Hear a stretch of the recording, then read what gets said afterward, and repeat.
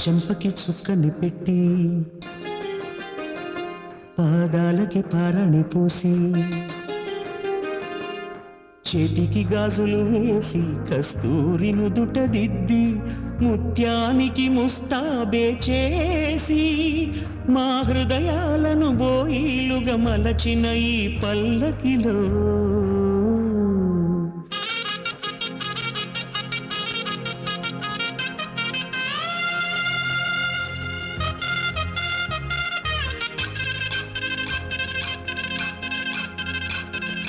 పల్లకిలో పల్లకిలో పెళ్లి కూతురు రాణిలా ఉంది, మహారాణిలా ఉంది.